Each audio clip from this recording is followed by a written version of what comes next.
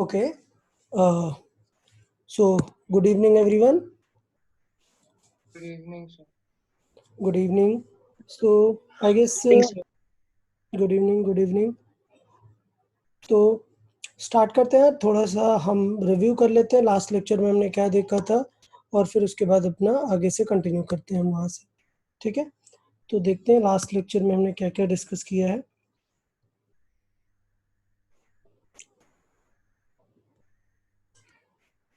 ठीक है, तो अगर हम लास्ट लेक्चर की बात करें तो अभी तक अगर मैं समराइज करूं कि हमने क्या क्या चीज़ें देख ली हैं, क्या क्या चीज़ें हमने डिस्कस की हैं, तो उसमें से कुछ है लाइक देखें, सपोज अगर हम बात करें तो हमने अभी तक 3 चीज़ों पे बहुत ज़्यादा वर्क किया है, 3 चीज़ों को बहुत फोकस से हमने ध्यान दी हैं।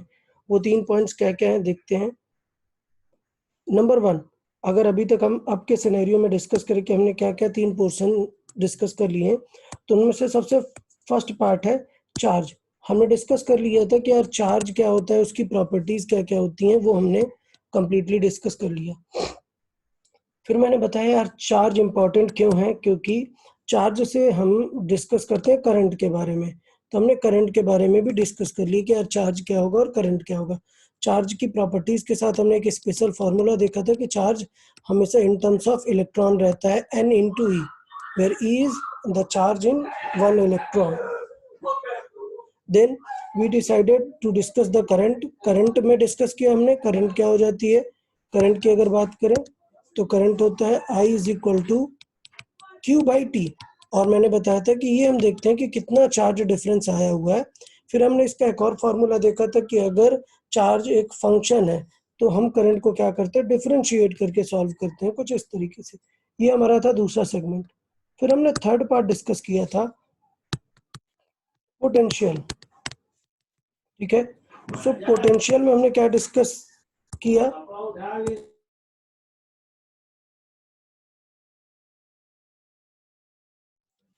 ओके सो हमने पोटेंशियल में डिस्कस किया कि यार पोटेंशियल का सबसे ज्यादा इंपॉर्टेंट फार्मूला था चार्ज के फॉर्मेट से, वर्क डन के फॉर्मेट से, W is equal to Q into delta V. Change in potential हम कैलकुलेट करते हैं किससे, वर्क डन अपॉन पोटेंशियल से। यहाँ से हम डिस्कस करते हैं कि किस तरीके से हमें एनर्जी निकालना है, तो हम एनर्जी कैसे निकाल सकते हैं, पोटेंशियल कैसे डिफाइन होगा। अब हम आज फोर्थ क्वांटिटी के बारे में बात करेंगे जो कि काफी इंपॉर्टेंट है। वो क्या है, वो है रेजिस्टेंस। सो रेजिस्टेंस की अगर हम बात करें, जिसको आर से रिप्रेजेंट करेंगे, बहुत ज्यादा इंपॉर्टेंट है। क्यों, क्योंकि हमें इन्हीं तीनों चीजों का डिस्कशन इस पूरे चैप्टर में करना है। क्या, current that is I, potential that is V, then resistance that is R. So इन सब के बारे में हमें पता है कि ओम्स लॉ गिवन है। Ohm's law, so ohm's law क्या होता है, ओम्स लॉ सिंपल, अभी स्टेटमेंट आगे हम डिटेल में डिस्कस करेंगे। ओम्स लॉ होता है V is equal to I R. इसको रिलेट करना ही ओम्स लॉ होता है। ओम्स ने इन तीनों चीजों के बारे में रिलेशन डिस्कस किया, तो हमें यही तीनों चीजें डिस्कस करनी है, पढ़नी है कि ये 3 पॉइंट्स क्या क्या है। डन। तो हमने चार्ज देख लिया है, करंट देख लिया है, पोटेंशियल देख लिया है। आज हमारा सोल टारगेट रहेगा किस चीज को डिस्कस करना, रेजिस्टेंस को डिस्कस करना। डन एवरीवन, तो हम स्टार्ट करते हैं आज से। आज रेजिस्टेंस के बारे में हम बात करते हैं, तो थोड़ा सा ब्रीफ करेंगे उस चीज को लेके कि रेजिस्टेंस कैसे डिस्कस करना है हमें। चल, तो हम बात करते हैं सबसे पहले एक वर्ड की कि ये रेजिस्टेंस है क्या। ये जो रेजिस्टेंस है ये है क्या, हमें पहले वो देख लेना चाहिए। तो देखते हैं रेजिस्टेंस क्या है। अगर हम बात करें, जैसे मैंने आपको बताया था इनिशियली, मैंने आपको क्या बताया हुआ है कि सपोज एक वायर है और हम बात कर रहे हैं, एक वायर है जिसमें हम बात कर रहे हैं कि इसमें यार करंट फ्लो होने वाली है, मतलब यहाँ से करंट फ्लो होगी। तो अगर इसमें करंट फ्लो होगी दैट मीन्स इसमें क्या फ्लो हो रहे होंगे, इलेक्ट्रॉन्स फ्लो हो रहे हैं।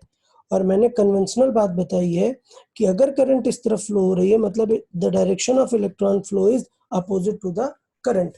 बिकॉज करंट हम कैसे कंसिडर करते हैं, पॉजिटिव टू नेगेटिव। मतलब अगर इस वायर में करंट जा रही है दैट मीन्स इसको हमने एक पॉजिटिव टर्मिनल से और इसको एक नेगेटिव टर्मिनल से कनेक्ट किया होगा। अब यहाँ पर इंपॉर्टेंट सिनेरियो समझे, थॉट क्या है हमारा। हमारी थॉट ये है कि जब इसमें जो इलेक्ट्रॉन है वो मूव हो रहे हैं तो एक प्रॉब्लम भी तो आएगी। क्या, ये एक मटेरियल है, ये एक मटेरियल है। तो जो फ्री इलेक्ट्रॉन है वो ऐसे तो मूव हो नहीं जाएगा ना, मटेरियल कुछ उसे रेजिस्ट करेगा ना। दैट मीन्स इस वायर में इलेक्ट्रॉन को फ्लो होने से अपोज करेगा ये वायर, उस अपोज को ही इस मटेरियल का क्या कहते हैं, रेजिस्टेंस। तो अगर हम बात करें कि रेजिस्टेंस क्या है, तो रेजिस्टेंस सिंपल सी बात है, it is a property of any metal और कंडक्टर। सब सुने, it is a property of any metal और conductor which opposes the motion of electrons or motion of any charge. Done. So it is simply the oppose of motion of charges. तो बात करते हैं कि ये कैसे, ये किन किन बातों पे डिपेंड करेगा वो हमें डिस्कस करना है। ठीक है, तो देखिए किन किन बातों पर डिपेंड करेगा, वो सारी चीजें हम एक एक बार में डिस्कस करेंगे और सब लोग को वो ध्यान देनी है, पूरे पॉइंट्स ध्यान देने हैं। Number one, it is nature of material. Number one, nature of material बहुत ज्यादा इम्पैक्ट करेगा। तो ऑफ कोर्स सोचो ये एक मटेरियल है आयरन, डन, और एक मटेरियल है गोल्ड, एक मटेरियल है गोल्ड। और आप लोग को पता ही होगा यार कि आयरन ज्यादा रेजिस्ट करेगा, गोल्ड कम रेजिस्ट करेगा। क्लियर? इसलिए जितना ज्यादा महंगा मेटल है उतना ही अच्छा मेटल होता है। तो of course gold come resist करेगा, आयरन ज्यादा रेजिस्ट करेगा। तो सबसे पहली बात तो रही क्या, नेचर ऑफ मटेरियल पे डिपेंड करता ही करता है। नंबर टू, जो कि बहुत ही ज्यादा इंपॉर्टेंट क्राइटेरिया है, वो क्राइटेरिया क्या है, वो है ज्योमेट्रिकल पैरामीटर्स। नंबर टू बहुत ही इंपॉर्टेंट है, ज्योमेट्रिकल पैरामीटर्स। यहाँ पे ज्योमेट्रिकल पैरामीटर का मतलब क्या है, लेंथ है और एरिया है। मतलब लेंथ और एरिया पे भी डिपेंड करेगा। मतलब क्या है इसका, कि यार ये कंडक्टर सोचो, एक छोटा कंडक्टर है, लेट्स से इतना छोटा सा है, और एक कंडक्टर इतना बड़ा सा है। तो यार जब सोचो एक में इलेक्ट्रॉन को सिर्फ इतनी लेंथ पे ट्रेवल करना है और इसमें इलेक्ट्रॉन को इतना देर तक ट्रेवल करना है ना, तो इसका मतलब अगर लेंथ ज्यादा होगी मतलब रेजिस्टेंस ज्यादा होगा। That means resistance is proportional to length. ये यहाँ से क्लियर हो जाता है। अगर हम सिनेरियो नंबर 2 डिस्कस करें कि एक इसी के सामने एक बड़ा सा एरिया रख देंगे, तो अब मैं कंपेयर करना चाहता हूँ ये दोनों वाले एरिया में, मतलब मैं ऊपर वाला एरिया हटा रहा हूँ, ये वाला रॉड हटा रहा हूँ, मैं सिर्फ इन दोनों में कंपेयर करना चाहता हूँ। तो अगर मैं इन दोनों में कंपेयर करूँ तो देखो मुझे क्या पता चलेगा कि यार इसमें बहुत छोटा सा स्पेस है ना, और इसमें बहुत बड़ा स्पेस है। तो क्या लगता है इलेक्ट्रॉन कहाँ जल्दी से निकल पाएगा, बड़े स्पेस से ना। इसका मतलब ये है कि अगर एरिया ज्यादा होगा तो रेजिस्टेंस कम होगा, मतलब resistance is inversely proportional to area. Area ज्यादा है तो बहुत जल्दी से इलेक्ट्रॉन निकल जाएगा। तो हमने यहाँ पर ये दो चीजें डिस्कस की हैं जो कि काफी क्लियर है। नंबर वन, लेंथ मैटर करती है, इसलिए मैंने एक बड़ा डायग्राम भी बनाया था कि लेंथ ऑफ कोर्स मैटर करती है। अगर ज्यादा बड़ी लेंथ होगी तो फिर ज्यादा हमें कवर करना पड़ेगा, मतलब रेजिस्टेंस ज्यादा होगा, क्योंकि अब उसको डिस्टेंस बहुत ज्यादा ट्रेवल करना पड़ेगा। तो किसी को कोई डाउट है तो बताए, किसी को इन दोनों चीजों में कोई डाउट है, नेचर ऑफ मटेरियल पे कैसे डिपेंड करेगा, clear. Geometrical parameter which is length and area, इस बात पर कैसे डिपेंड करेगा, ये सबको क्लियर है। किसी को कुछ डाउट है इसमें तो बता सकते हैं। हम थर्ड पॉइंट पे आएंगे अब, थर्ड पॉइंट सर डिस्कस करेंगे। हाँ पूछे। सर वो नेचर ऑफ मटेरियल में इम्प्योरिटीज भी कंसीडर होती है ना? नेचर ऑफ मटेरियल पे ऑफ कोर्स, बिकॉज मटेरियल का नेचर बदल जाएगा ना पूरा। सपोज मैं आपसे बोलूं नाइक्रोम, तो नाइक्रोम तो एक टाइप का एलॉय हो गया ना। अगर नाइक्रोम एक टाइप का एलॉय हो गया, इसका मतलब उसमें बहुत सारे मेटल्स मिले हुए हैं, तो उस मटेरियल का नेचर बदल जाएगा ना। दैट मीन्स जितनी ज्यादा इम्प्योरिटी या फिर डिफरेंट मटेरियल्स मिक्स होंगे उनके नेचर बदल जाएंगे। डन। सो अगर मैं एक मिक्सचर बनाऊं जिसमें मैंने आयरन और गोल्ड को मिला दिया है, तो ऑफ कोर्स उसकी जो रेजिस्टेंस है वो गोल्ड से तो अच्छा होगा, बट आयरन से थोड़ा कम होगा, उन दोनों के बीच में कुछ होगा। तो that will depend on the impurity level. Geometrical parameter सबको समझ में आया है? ज्योमेट्रिकल पैरामीटर किसी को कोई डाउट है? फिर से देख लेते हैं। ज्योमेट्रिकल पैरामीटर में अगर फोकस करें तो ज्योमेट्रिकल पैरामीटर ये कुछ लेंथ है L1 और ये लेंथ है L2। तो बिल्कुल सिंपल पता चल रहा है कि इस केस में इलेक्ट्रॉन को बहुत थोड़ा सा ट्रेवल करना है, जबकि यहाँ पे इलेक्ट्रॉन को बहुत ज्यादा ट्रेवल करना है। तो मतलब बहुत ज्यादा रेजिस्टेंस फेस करना पड़ेगा अगर लेंथ बड़ी है। और हमने एरिया वाइज देखा कि अगर एरिया ज्यादा है तो इलेक्ट्रॉन जल्दी से निकल जाएगा, रेजिस्टेंस बहुत ही कम फील होगा। तो ये एक पैरामीटर है। अभी हम इन पे बेस्ड फार्मूले देखेंगे, पहले हम डिपेंडेंसी डिस्कस कर लेते हैं। थर्ड डिपेंडेंसी है टेम्परेचर। डन। सो टेम्परेचर के वजह से क्या होता है, कोई बता सकता है कि टेम्परेचर के वजह से क्या सिचुएशन, आपको क्या लगता है कि क्या सिचुएशन हो रही होगी? अगर मैं बात करूं, मैं डिस्कस करना चाहता हूं, ये कंडक्टर है। डन। और इसके अपने अपने मॉलिक्यूल है, मतलब इस कंडक्टर के खुद के अपने मॉलिक्यूल है, मैं उनका डिस्कशन नहीं कर रहा हूं, खुद के अपने मॉलिक्यूल है। बट सोचो कुछ इलेक्ट्रॉन है, कोई एक इलेक्ट्रॉन है, तो ये जो मैं डिफरेंट टाइप के बना रहा हूँ, ये लेट से कुछ इलेक्ट्रॉन्स हैं। तो अब आपको बताना है कि क्या होगा अगर मैं इसका टेम्परेचर बढ़ाऊंगा। अगर मैं टेम्परेचर बढ़ाऊंगा, इंक्रीज करूंगा, तो क्या लगता है इलेक्ट्रॉन जल्दी से निकल पाएंगे या कुछ प्रॉब्लम होगी? कोई स्टूडेंट आंसर करे, क्या सिचुएशन होगा अगर हम टेम्परेचर बढ़ा देंगे? सर या आंसर रेजिस्टिविटी कम होगी। या सर मतलब टेम्परेचर बढ़ाएंगे तो फिर मॉलिक्यूल्स दूर हो जाएंगे, तो फिर हाँ। इलेक्ट्रॉन्स को पास करने में इजी होगा। ओके, टेम्परेचर बढ़ाएंगे तो इलेक्ट्रॉन को पासेज में इजी होगा। नहीं, एक और प्रॉब्लम है कि किसी भी हाँ बताएं। सर सर लेंथ टेम्परेचर बढ़ेगी बढ़ाएंगे तो वो पार्टिकल्स फास्ट वाइब्रेट होंगे उसके में। नहीं नहीं, ये एक्सप्लेनेशन नहीं है। नेक्स्ट, सर लेंथ बढ़ेगी लेंथ बढ़ेगी। ओके, तो फिर रेजिस्टिविटी भी बढ़ेगी ना। ओके, रेजिस्टेंस की बात हम कर रहे हैं, रेजिस्टिविटी वर्ड अभी यूज नहीं कर रहे हैं हम, रेजिस्टेंस देख रहे हैं। लेंथ बढ़ जाएगी तो रेजिस्टेंस भी बढ़ जाएगा। ओके, गुड क्राइटेरिया, समझे। होता क्या है, जब हम चीजों को टेम्परेचर इंक्रीज करेंगे तो जो कंडक्टर हैं उनके पास ऑलरेडी ये मॉलिक्यूल्स थे, ये मॉलिक्यूल ऑलरेडी थे और इलेक्ट्रॉन भी थे। प्रॉब्लम ये कि जब आप टेम्परेचर बढ़ा देते हैं किसी चीज का, तो मॉलिक्यूल बहुत ही रैंडम मोशन करने लग जाते हैं। मतलब ये जो इलेक्ट्रॉन आप देख रहे हैं, ये जो इलेक्ट्रॉन्स हैं, अभी क्या थे, इनके पास कुछ काम नहीं था, आपने जैसे ही इन्हें पोटेंशियल लगाया तो ये प्लस वाले की तरफ और इलेक्ट्रॉन आने लग गए, प्लस वाले की तरफ इलेक्ट्रॉन मूव करने लग गए। बट प्रॉब्लम ये कि जैसे आप टेम्परेचर बढ़ाओगे, ये जो इलेक्ट्रॉन्स हैं इनको एनर्जी मिल जाएगी। तो इनको एनर्जी अगर मिल जाने वाली है, हम ये डिस्कस कर रहे हैं कि इनको बहुत ज्यादा एनर्जी अगर मिल गई, तो बहुत ज्यादा एनर्जी मिलने से क्या होगा, अब ये एक दूसरे में कोलाइड करने लगेंगे। मतलब अब ये बाहर जाने के जगह पर एक दूसरे से ज्यादा कोलिजन करेंगे। तो थ्योरी ये होती है कि कंडक्टर जो होते हैं उन पे इलेक्ट्रॉन इतने ज्यादा होते हैं कि ज्यादा होने की वजह से अगर फ्री है, बिना टेम्परेचर इंक्रीज नहीं है, तो वो अच्छे से मूव करते हैं। लेकिन अगर टेम्परेचर इंक्रीज किया तो बहुत ज्यादा क्या होता है, कोलिजन होने लगता है और वो भिड़ने लगते हैं, जिससे अपनी एनर्जी लॉस बहुत करते हैं। तो इसलिए हम देखते हैं कि कंडक्टर, जब कोई भी वायर है, हम बोलते हैं कि ज्यादा हीट मत होने देना, क्योंकि अगर हीट होने लग गया तो कंडक्टिविटी जो मतलब है वो कम होने लग जाएगी, उसका रेजिस्टेंस क्या होने लग जाता है, बढ़ने लग जाता है। तो जब हम टेम्परेचर बढ़ाते हैं तो रेजिस्टेंस क्या होता है, बढ़ने लगता है। किनमें? कंडक्टर्स की बात हम कर रहे हैं। ये हम किसकी बात कर रहे हैं? कंडक्टर्स की, जिन पे ऑलरेडी बहुत सारे इलेक्ट्रॉन्स थे। डन। हमने किनकी बात की है? कंडक्टर्स की, जिन पे बहुत सारे इलेक्ट्रॉन थे। अब हम बात करते हैं, लेट्स से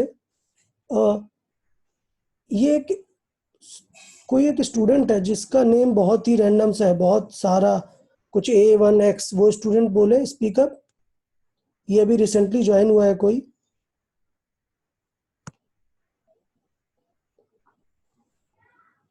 ये पर्सन रिसेंटली 1KX22Z, पता नहीं ये क्या लिंक का नेम है। जिसने भी ज्वाइन किया है एक बार टेक्स्ट करें कौन है और अपना नेम रीनेम कर लें। चले, हम बात करते हैं ऐसे लोग जिनके पास ज्यादा इलेक्ट्रॉन्स नहीं है। तो हमें एक चीज पता है, क्या? सेमीकंडक्टर्स। सेमीकंडक्टर्स, सेमीकंडक्टर्स क्या होते हैं? सेमीकंडक्टर मतलब कंडक्टर और इंसुलेटर के बीच की लिंक। मतलब they are not that much of conducting. Done. So ये जो सेमीकंडक्टर है, इन पे इलेक्ट्रॉन तो होते हैं बट इतने ज्यादा नहीं होते हैं। तो जब हम फर्स्ट टाइम टेम्परेचर बढ़ाते हैं तो ये जो इलेक्ट्रॉन है वो ज्यादा है ही नहीं, तो इतने जब ज्यादा नहीं है तो कोलाइड नहीं कर पाते, बट स्पीड से बाहर निकल जाते हैं। तो इसका मतलब ये होता है कि बिकॉज कंडक्टर में बहुत सारे इलेक्ट्रॉन थे, ये आप एक ऐसा समझो कि एक रूम है जिसमें बहुत सारे लोग हैं और आप सडनली वहां पे कुछ प्रेशर डालोगे तो सब लोग बाहर निकलेंगे, तो फिर एक साथ सब नहीं निकल पाएंगे। डन।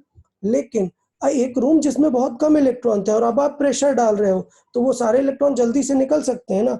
तो इसका मतलब सेमीकंडक्टर जिनके पास इलेक्ट्रॉन कम है उनका अगर आपने टेम्परेचर बढ़ाया तो वो बहुत जल्दी मूव करने लगेंगे, मतलब उनका रेजिस्टेंस क्या होगा, कम हो जाएगा। Done.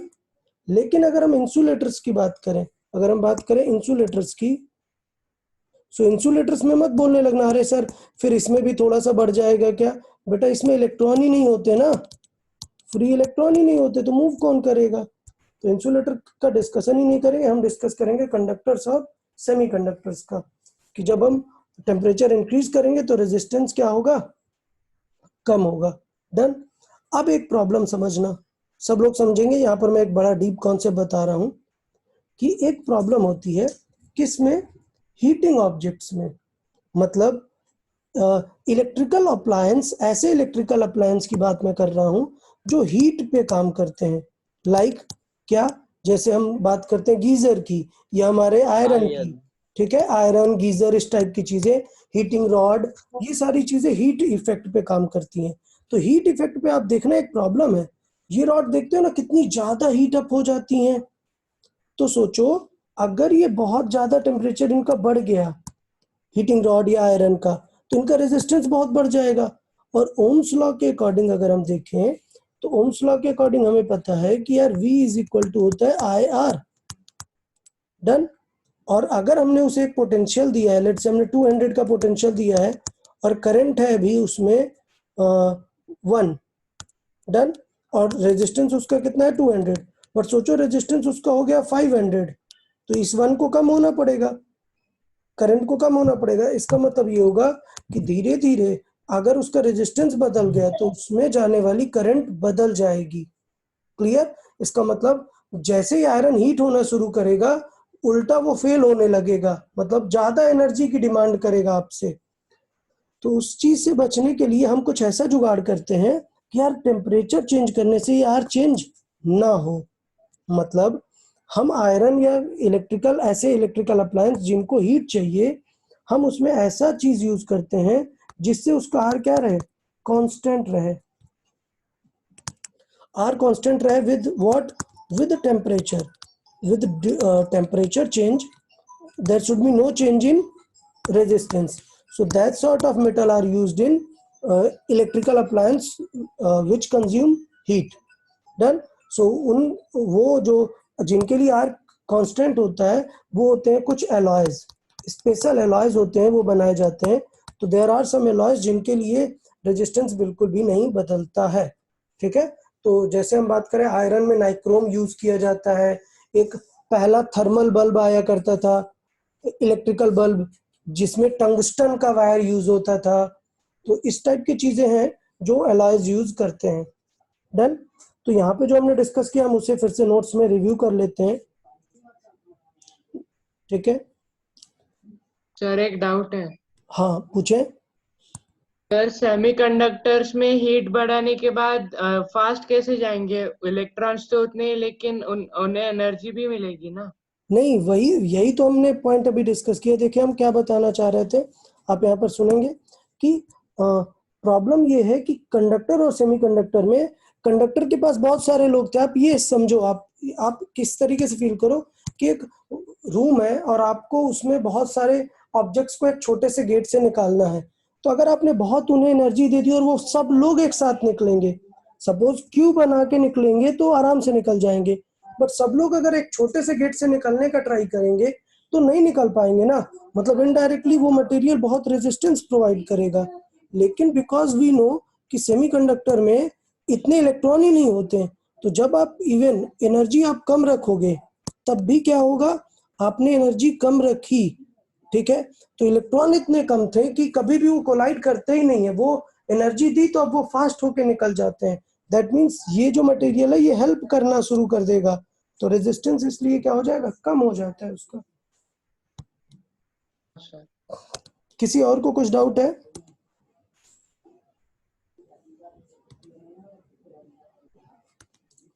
Okay, so next point पे हम डिस्कस करते हैं।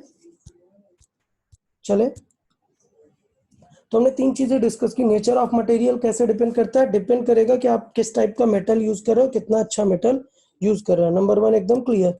नंबर 2 ज्योमेट्रिकल पैरामीटर, उनमें से एक इंपॉर्टेंट क्या था, लेंथ, लेंथ पे डायरेक्ट और एरिया पे इनवर्स। थर्ड था टेम्परेचर, टेम्परेचर के लिए हमने देखा कि कंडक्टर्स में इंक्रीज कर रहा है और जबकि सेमीकंडक्टर में रेजिस्टेंस डिक्रीज कर रहा है।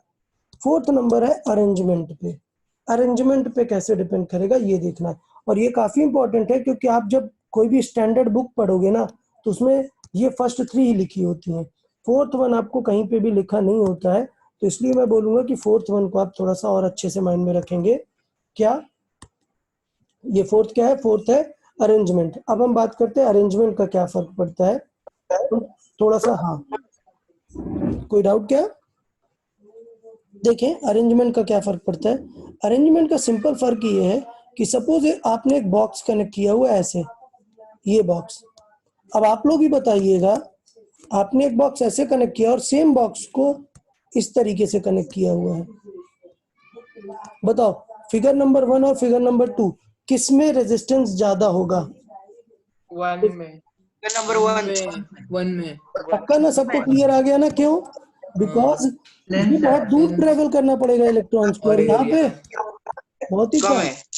तो these are two same things, same shapes, same object, but still due to arrangement उन दोनों का रेजिस्टेंस बदल गया।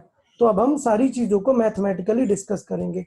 तो अभी तक यहाँ तक सबका क्लियर है ना, रेजिस्टेंस को लेके जो मैंने बातें बताई। चले अब हम इसको मैथमेटिकली विद फॉर्मूला और सारी चीजों के थ्रू देखते हैं। चले अब हम बातें करेंगे प्रॉपर विद फॉर्मूला।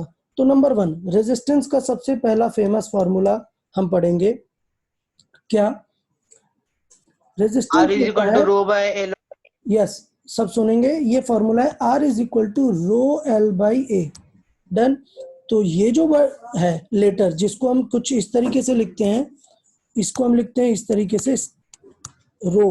रो मतलब क्या होता है, रेजिस्टिविटी। डन। सो रो मतलब होता है यहाँ पे रेजिस्टिविटी। उसका उल्टा अगर हम बात करें तो वो होता है कंडक्टिविटी। रेजिस्टिविटी का उल्टा कंडक्टिविटी 1 बाई रो। ठीक। तो रेजिस्टेंस का फॉर्मूला है R is equal to rho L by a. तो ये जो रो है ना, ये ही है वो चीज जो मटेरियल पे डिपेंड करता है। तो मैंने बात की थी ना कि मटेरियल पे डिपेंड करता है। तो नंबर 1 मटेरियल पे डिपेंड कौन करता है, रो। नंबर 2 ज्योमेट्रिकल पैरामीटर, तो ये लेंथ और एरिया जो मैंने अभी बताया था कि लेंथ के प्रोपोर्शनल और एरिया के इनवर्स, तो ये हो गया ज्योमेट्रिकल पैरामीटर। थर्ड है टेम्परेचर। तो टेम्परेचर पे कौन डिपेंड करता है, खुद रो। रो 2 चीजों पे डिपेंड करता है, टेम्परेचर पे भी डिपेंड करता है। तो यहाँ पे हमने लिखाया हुआ है कि ये जो रेजिस्टिविटी है रो, ये 2 बातों पे डिपेंड करती है, टेम्परेचर पे और मटेरियल पे। क्लियर है? तो यहाँ से मैं हटा देता हूँ, ये अभी क्लियर है। यहाँ पे मैंने लिखाया हुआ है कि ये जो रेजिस्टिविटी है ये 2 बातों पे डिपेंड करती है, टेम्परेचर और मटेरियल पे, जिससे रेजिस्टेंस डिपेंड करता है टेम्परेचर और मटेरियल पे। और ज्योमेट्रिकल पैरामीटर तो खुद यहाँ पर फॉर्मूले में है। तो सबको पहले ये याद रखना है कि रेजिस्टेंस का फॉर्मूला क्या है। सबको पहले फॉर्मूला याद रखना है, R is equal to rho L by a. ये फॉर्मूला सबको क्लियर होना चाहिए एकदम। अब उसके बाद बात करते हैं कि ये रो है रेजिस्टिविटी और उसका उल्टा होता है कंडक्टिविटी। कंडक्टिविटी को लेटर से रिप्रेजेंट करते हैं सिग्मा। इसका ज्यादा यूज नहीं होता है, बट स्टिल आप माइंड में रख सकते हैं कि कंडक्टिविटी का जो सिंबल है वो सिग्मा यूज होता है। अब बात करते हैं कुछ यूनिट्स में जो आपको याद रखने हैं। क्या रेजिस्टिविटी कैसे लिखते होता है, ओम इनटू मीटर। सिग्मा को बेटा लिखते हैं इस तरीके से, straight line and this curve, this is actual representation of sigma. A straight line with this summation का भी सिग्मा होता है ना? किसका? समेशन का। हाँ बेटा, वो कैपिटल सिग्मा होता है, जैसे हमारे इंग्लिश में होता है ना कैपिटल ए और स्मॉल ए। डन। तो वैसे ही होता है, ये होता है कैपिटल सिग्मा समेशन और ये होता है स्मॉल सिग्मा, दोनों ग्रीक लेटर्स हैं। क्लियर है? ओके। सो अगर हम बात कर लेते हैं तो सिग्मा और ये दोनों हमें क्लियर होने चाहिए, कैपिटल सिग्मा और small sigma. Done. So R is equal to rho L by a में अब हम यूनिट देखते हैं। सब लोग यूनिट याद रखेंगे बहुत अच्छे से। रेजिस्टिविटी का यूनिट होता है ओम इनटू मीटर। अब ये कैसे आया देखें, यूनिट देखेंगे, यूनिट की बात कर रहे हैं हम, इसके यूनिट की बात कर रहे हैं। तो बेटा रो का यूनिट क्या हो जाएगा, अगर हम बात करें तो ये होगा R into A upon L। सबको क्लियर है? रो का फॉर्मूला मैंने यहाँ से देख लिया। अच्छा, रेजिस्टेंस का अगर सबको पता होना चाहिए, रेजिस्टेंस का जो फॉर्मूला होता है, यूनिट होता है, वो होता है ओम। तो रेजिस्टेंस का यहाँ पे हम यूनिट लिख देंगे, ये क्या होता है? ओम, OHM। और इसे रिप्रेजेंट करते हैं कुछ इस तरीके से, ठीक है। ये एक लूप होता है जो बीच में ज्वाइन नहीं होता, तो ये ओम का सिंबल होता है, ओम को रिप्रेजेंट करते हैं। तो देखें इसका यूनिट क्या हो जाएगा? रेजिस्टेंस का हो गया ओम, एरिया का क्या होता है? मीटर स्क्वायर, अपॉन लेंथ का क्या होता है? मीटर। तो 1 मीटर कैंसिल, क्या आ जाएगा? Ohm into metre. तो इसका यूनिट क्या आ गया? Ohm into metre. वो ये मीटर। सबको याद होना चाहिए। पहला, रेजिस्टिविटी का यूनिट क्या होता है? ओम, मीटर। उसके बाद करते हैं कि कंडक्टिविटी, मतलब रेजिस्टिविटी का एक और यूनिट होता है S इनवर्स इंटू M। मतलब ओम का उल्टा होता है क्या? S inverse. ओम का उल्टा होता है S इनवर्स। तो यहाँ पर सब लोग ध्यान दें कि यार ओम का उल्टा मतलब ये कौन सी क्वांटिटीज है? तो देखें, एक होता है रेजिस्टेंस, और रेजिस्टेंस बेटा उल्टा होता है कंडक्टेंस का, 1 अपॉन कंडक्टेंस। सो रेजिस्टेंस उल्टा होता है कंडक्टेंस का। तो रेजिस्टेंस का जो यूनिट होता है वो होता है ओम, ओम। और कंडक्टेंस का जो यूनिट होता है वो होता है S, capital S। Capital S का मतलब होता है सीमेंस। सीमेंस, सीमेंस साइंटिस्ट का नाम है, ओम भी साइंटिस्ट का नाम है। इस ओम का मतलब है OHM, ओम, ठीक है। तो ओम भी साइंटिस्ट का नाम है, सीमेंस भी साइंटिस्ट का नाम है। दोनों में देखें तो इनवर्स का फर्क होता है। तो मैं चाहता हूं कि सबको क्लियर रहे ये क्या, कि अगर रेजिस्टिविटी का यूनिट ओम इंटू मीटर है, तो एक यूनिट हो जाएगा ओम का उल्टा, मतलब क्या? सीमेन इनवर्स, क्योंकि कंडक्टेंस का यूनिट है सीमेन। तो हम ये बोल सकते हैं हमेशा कि ओम उल्टा होता है सीमेंस का, और S इनवर्स, ये हम हमेशा लिख सकते हैं। Done, okay. तो चले फिर से डिस्कस करते हैं, हमने क्या क्या पॉइंट अभी डिस्कस कर लिए हैं। हमने डिस्कस कर लिया रेजिस्टेंस को हमें क्या लिखना है? ओम। और रेजिस्टिविटी को यूनिट क्या हो जाएगा? Ohm into metre. वो हमने यहाँ पर देख लिया है अभी, रेजिस्टिविटी का फॉर्मूला बना के, ओम इंटू मीटर। फिर हमने बात की कि रेजिस्टिविटी दो बातों पे डिपेंड करती है, एक तो मटेरियल पे और एक टेम्परेचर पे डिपेंड करती है। तो उसके अकॉर्डिंग भी हमने एक पॉइंट डिस्कस कर लिया। अब बात करते हैं कि रेजिस्टिविटी टेम्परेचर पे कैसे डिपेंड करती है। तो सब लोग को चैप्टर याद है ना, हीट मैंने बताया था। हीट में कोई भी चीज कैसे हीट अप होती है, तो वो जो चेंज होता है वो कैसे डील करते हैं। अगर याद हो आपको, L इज इक्वल टू होता था, मतलब जो डेल्टा L होता था वो होता था alpha into L into delta T। वो अल्फा क्या था? कोफिशिएंट। सेम चीज यहाँ पे होती है। तो ये हमारा ज्यादा पार्ट नहीं है, हमें इसमें ज्यादा फोकस नहीं करना है। क्या रेजिस्टेंस या रेजिस्टिविटी होता है? R नॉट, R नॉट मतलब initial value 1 plus alpha into delta T। तो जैसा हमने वहां लेंथ के लिए डिस्कस किया था, यहाँ पे रेजिस्टेंस या रेजिस्टिविटी के लिए आता है R not 1 plus alpha into delta T means temperature change. ये हम डिस्कस करते हैं यहाँ पर। तो इसका मतलब अगर देखें 1 प्लस का मतलब है कि यार ये तो इंक्रीज होगा, कभी भी टेम्परेचर बढ़ाएंगे तो रेजिस्टेंस इंक्रीज होगा। तो कौन डिसाइड करता है कि इंक्रीज डिक्रीज कितना होगा? ये अल्फा डिसाइड करता है कि क्या होगा। सोचो अगर अल्फा पॉजिटिव होगा मतलब ये वैल्यू पूरी ओवरऑल इंक्रीज होगी। अगर अल्फा नेगेटिव होगा तो ये वैल्यू ओवरऑल डिक्रीज हो जाएगी। अगर अल्फा 0 होगा तो इस वैल्यू को कुछ भी फर्क नहीं पड़ेगा। तो अल्फा ही डिसाइड करता है कि क्या होगा। तो ये अल्फा है क्या? इसको बोलते हैं थर्मल कोफिशिएंट ऑफ टेम्परेचर। इसको क्या बोलते हैं? It is nothing but thermal coefficient of resistance. तो हम इस तरीके से देख सकते हैं कि रेजिस्टेंस क्या होगा। तो अभी आज मैंने बताया ना, कंडक्टर्स में क्या होता है? टेम्परेचर बढ़ाएंगे तो रेजिस्टेंस बढ़ेगा, मतलब उसका अल्फा क्या होता है? पॉजिटिव होता है। सेमीकंडक्टर में क्या होता है? टेम्परेचर अगर बढ़ाएंगे तो रेजिस्टेंस कम होता है, मतलब उसका अल्फा क्या होता है? नेगेटिव। और इंसुलेटर, ये इंसुलेटर तो ठीक है, इंसुलेटर का अगर डिस्कस करें तो इंसुलेटर में तो कुछ होता ही नहीं है, मतलब टेम्परेचर बढ़ाओ या कुछ भी करो कुछ भी फर्क नहीं पड़ता है। बट इंसुलेटर के साथ साथ में मैंने एक और नया वर्ड ऐड किया है कि हम सिंथेटिकली कुछ एलॉयज बनाते हैं जो इनका क्या रहे, नियरली जीरो रहे अल्फा। बट अब बताओ हम इंसुलेटर क्यों नहीं यूज कर लेते हैं? Why we make such type of alloys, why we don't use insulator? कोई आंसर करे? व्हाट इज द क्योंकि सर insulator के एलॉय पास कंडक्ट भी करेगा electrons और इंसुलेटर कंडक्ट नहीं करता। होना चाहिए ना। वेरी गुड यार प्रज्वल, बाकी सारे लोग भी बहुत अच्छा। मतलब बहुत सिंपल सी बात है कि यार अगर हमने इंसुलेटर यूज किया तो करंट ही नहीं फ्लो होगी ना, तो मतलब इंसुलेटर तो बेकार ही है। तो इसलिए हमने अपने यूज के अकॉर्डिंग बनाया है एलॉयज कि करंट तो कंडक्ट करेगी बट टेम्परेचर चेंज नहीं होगा। तो मुझे लग रहा है सारी चीजें यहाँ पर क्लियर हो जानी चाहिए इस बात को लेके। क्लियर? ओके, वो नेक्स्ट पॉइंट रेजिस्टेंस है। का एक फॉर्मूला। हाँ हर्ष पूछे कुछ डाउट? सर वो रेजिस्टेंस का फॉर्मूला था थर्मल कोएफिशिएंट वाला, वो समझा नहीं। ओके, बात कर लेते हैं। यार आपको हीट वाला चैप्टर याद है जिसमें हमने बताया कि चेंज इन लेंथ होता है अल्फा इंटू एल इंटू हाँ। Delta T. हाँ। न्यू लेंथ की बात करें तो न्यू लेंथ हो जाता है old value plus this value. तो जो हाँ। रेजिस्टिविटी होती है वो होती है old value plus increase.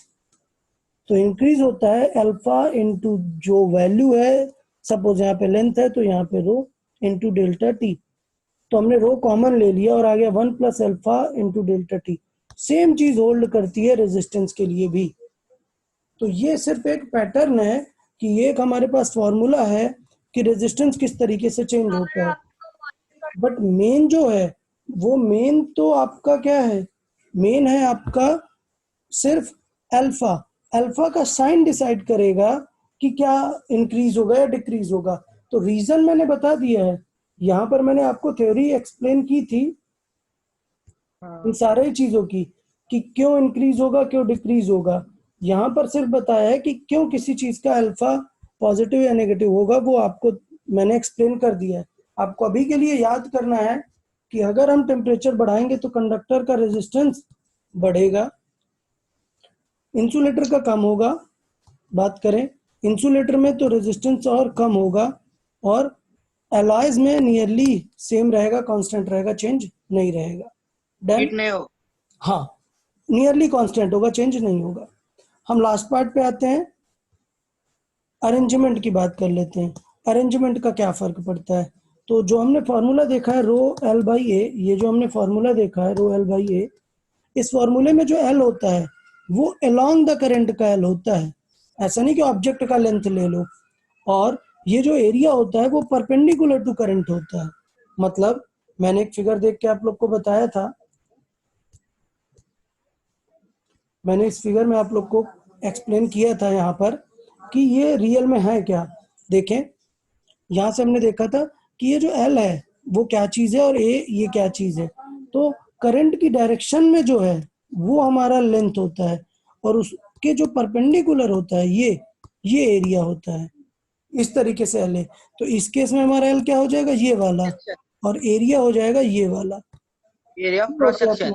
L by a. तो आर इज इक्वल टू क्या होता है, रो एल बाई ए। ये सबको याद रखना है। तो अब हम वापस उसी क्वेश्चन पे चलते हैं।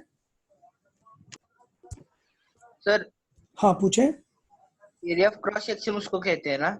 हाँ, एरिया ऑफ क्रॉस सेक्शन कहते हैं, but this area of cross section is perpendicular to the current. ये नोटिस रखना है, कोई दूसरा क्रॉस सेक्शन एरिया नहीं, एरिया परपेंडिकुलर। तो सोचो हमने इधर पर देखे इस फिगर में हमने क्यूब ले लिया, लेट से हमने क्यूब ले लिया, ये सॉरी क्यूब नहीं cuboid, otherwise L B H सब सेम हो जाएंगे।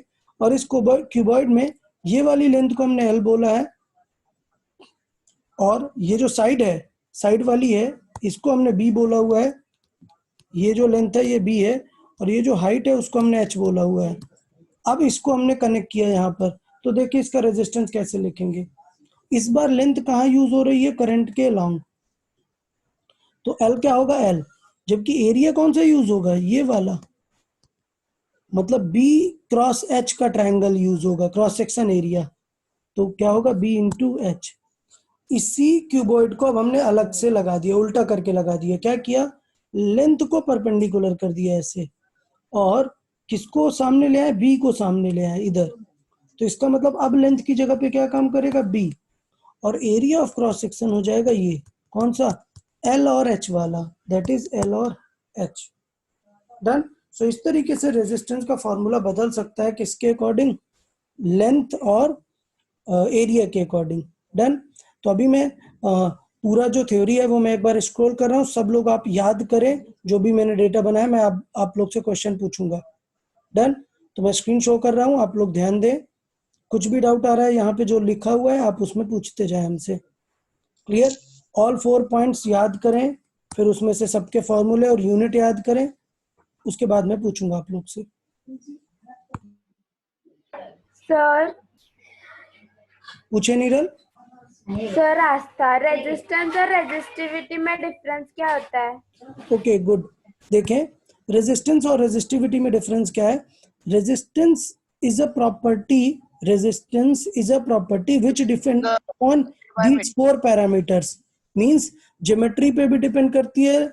देखें यहाँ पर रेजिस्टेंस है जो लेंथ, एरिया, सब चीजों पे डिपेंड करती है, but the resistivity is internal property of material. तो ये जो रेजिस्टिविटी है ये मटेरियल रिलेटेड बात है। क्लियर। तो इसका मतलब ये सिर्फ 2 बातों पे डिपेंड करती है, उसका मटेरियल मतलब किस टाइप का मटेरियल है और उस मटेरियल का टेम्परेचर कितना है, डिपेंड नहीं करती थी कि शेप कितना है। मतलब मैं एक एग्जांपल बताऊंगा, आप सुनेंगे। Listen everyone. सपोज आपके पास एक वाटर बॉटल है किसी मेटल का फिक्स, और आपके पास एक बड़ा सा टैंक है। तो बड़ी सिंपल सी बात है, अगर वो वाटर बॉटल और टैंक दोनों सेम टेम्परेचर पर हैं और सेम मटेरियल से बने हैं, तो उनकी रेजिस्टिविटी क्या होगी, सेम होगी। मतलब उनकी resistivity, this resistivity will be same, but क्या डिफरेंट होगा, रेजिस्टेंस उनका डिफरेंट होगा, बिकॉज वो लेंथ और एरिया पर भी डिपेंड करता है और अरेंजमेंट पे भी डिपेंड करता है। तो समझ में आया डिफरेंस क्या है दोनों में। हाँ सर। गुड। सर बट वो फॉर रो रेजिस्टिविटी रिप्रेजेंट करता है ना? हाँ, रो रेजिस्टिविटी रिप्रेजेंट करता है। तो सर वो फॉर्मूला दिया है ना, rho is equal to R a upon l, तो उसमें दिख रहा है कि वो एरिया और लेंथ दोनों पे भी depend okay, very good very good. चले हम एक चीज यहाँ पर डिस्कस करेंगे, इंटर रिलेशन। देखें, चले मैं यहाँ पर एक सिनेरियो आप लोग को समझा रहा हूँ, आप सब लोग एक सिनेरियो देखेंगे। आपका ये मानना है, आप लोग को ये थॉट है कि R इज इक्वल टू है रो L बाई ए। ठीक है, हमने रो का फॉर्मूला लिखा R A बाई एल। तो आप कह रहे हो सर जैसे R डिपेंड कर रहा है L और A पे, वैसे ही रो डिपेंड कर रहा है A और L पे। ठीक, बट ये गलत है। क्यों? क्योंकि R खुद A और L पे डिपेंड कर रहा है। इसको मैं एक एग्जांपल से समझाता हूँ। सपोज है x is equal to A into B. Done. x is equal to है A इंटू बी, और where a is equal to है some, a is equal to है लेट से 2/3। डन। और b इज इक्वल टू कुछ है 3x। तो अगर आपने देखा कि x किस पे डिपेंड करेगा, तो ये जो 2/3 है और ये जो 3x है, तो देखें अगर हम, तो ये 3 तो कैंसिल आउट हो गया ना। तो इनडायरेक्टली आप बोलो नहीं सर x तो डिपेंड करेगा 3 पे, बिकॉज b के फॉर्मूले में 3 लिखा हुआ है। नहीं, ये a भी तो देखना पड़ेगा और कैंसिल हो गया। तो जब हम रो का फॉर्मूला देखते हैं, रो का फॉर्मूला, तो खास बात है कि ये जो r है ये खुद a और l पे डिपेंड करता है। तो इस तरीके से करता है कि a और l कैंसिल आउट हो जाते हैं। तो एट द एंड रो क्या आता है, कांस्टेंट ही आता है। क्योंकि अभी बताया था ना रेजिस्टेंस में क्या होता है, प्रोपोर्शनल टू L, मतलब L बाई A टाइप होता है, और यहाँ पर A बाई L लिखा है, दैट मीन्स दोनों का क्या होगा, कैंसिल आउट हो जाएगा ना रिलेशन। तो अभी सबको समझ में आया कि although we can write this formula like R L by A, but R is in a manner, R is, एक मिनट यार मेरा स्क्रीन एक्टिव नहीं था, किसी ने कुछ बोला क्यों नहीं अभी? सर मुझे लगा कि मैं ही नहीं देख रहा हूँ सर। अरे यार ऐसे नहीं किया करो, अगर ऐसा कुछ रहे तो हमें पूरा स्क्रीन इनएक्टिव था और अभी आप लोग कुछ मतलब बस सुन रहे हो, किसी ने कुछ बोला नहीं। देखिए मैंने ये एक्सप्लेन किया है अभी। हाँ हाँ समझ में आया सर। समझ गए, ठीक है, बट लेट्स सी, अब एक बार देख लेते हैं जो मैंने लिखा हुआ है, फिर से देखें यहाँ पर तुम लोग यार। ठीक है, मैंने ये सिनेरियो समझाया था कि अगर आर का हमारे पास फॉर्मूला है, रो का एक फॉर्मूला है, बट लेट्स से मैं एक एग्जांपल दे रहा था कि एक्स एक रैंडम सी चीज है जो ए बी पे डिपेंड करती है, और आपको पता है कि बी मीन्स 3x है, और आप बोल दो सर एक्स तो 3 पे डिपेंड करता है, तो we are not sure because a पे हमने अभी देखा नहीं है ना, मे बी ए कुछ ऐसा हो विच इज 2/3 और समथिंग बाई 3, तो 3 कैंसिल हो जाएगा ना, which means x does not depend upon 3। तो इसी तरीके से रो एल बाई ए है, क्या ये जो रेजिस्टेंस है ये खुद एल और ए पे डिपेंड करता है, तो देखो ना एल कैंसिल आउट हो जाएगा और ए भी कैंसिल आउट हो जाएगा, दैट मीन्स रो का ये फॉर्मूला जरूर है बट डिपेंडेंसी नहीं है उसकी एल और ए पर। क्लियर? तो पहले सर मतलब रेजिस्टिविटी चेंज होगा तो रेजिस्टेंस भी चेंज होगा। बिल्कुल, ये फैक्ट है कि रेजिस्टिविटी बेस पॉइंट है मटेरियल के लिए, अगर रेजिस्टिविटी बदल गया तो रेजिस्टेंस तो बदलेगा ही।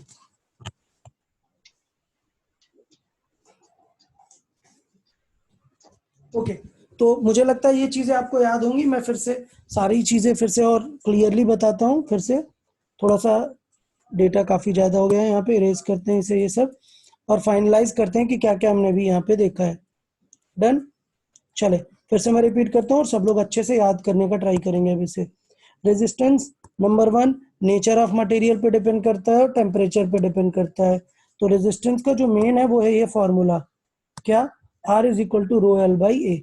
तो इस फॉर्मूले के अकॉर्डिंग ये जो रो है रेजिस्टिविटी ये खुद डिपेंड करता है, हाँ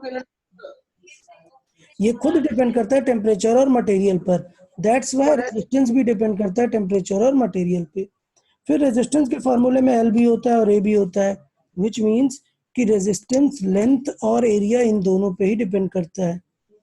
फोर्थ पार्ट था कि एक एक्स्ट्रा चीज होती है क्या, अरेंजमेंट, अरेंजमेंट पे भी डिपेंड करता है because this L and A R different. फिर मैंने एक चीज लिखी यहाँ पर एक एक्स्ट्रा, क्या, that resistance is inverse of conductivity, sorry conductance. तो रेजिस्टेंस मतलब ओम होता है 1 बाई ऑफ कंडक्टेंस, यूनिट क्या है, सीमेंस एस, तो उसका उल्टा होता है वो रेजिस्टेंस। तो यहां से हम देख सकते हैं कि रेजिस्टिविटी के 2 यूनिट हो जाते हैं, इधर ओम इंटू मीटर और सीमेन inverse into metre.